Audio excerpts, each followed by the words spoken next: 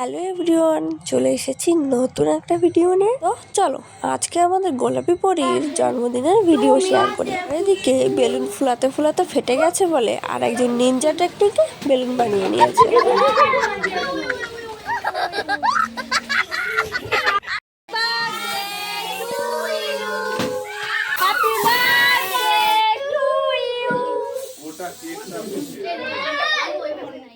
Happy birthday কুচু happy birthday টাকা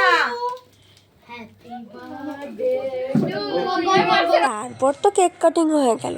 তারপর আমাদের গোলাপি পরী সবাইকে কেক খাইয়ে দিচ্ছিল। তারপর কেক খেয়ে আমরা সবাই মিলে রাতে ডিনার করতে বসে পড়েছিলাম। সেই ভিডিও ক্লিপ আর নেওয়া হয়নি, এতটাই মজা করেছি, আনন্দ করেছি। খাওয়া দাওয়া শেষ করে আমার বুড়ু কিন্তু বসে পড়েছে গিফট আনবক্সিং করতে। আর আমি ভিডিও করব না, এটা কি কখনো হয়? আর তার শুধু রিয়াকশনটা দেখো গিফট পেয়ে। আর যেহেতু অনেক রাত হয়ে গেছিল, তাই তোমাদের ভিডিওর মাঝখানে সব গিফট আনবক্সিং দেখাতে পারলাম না।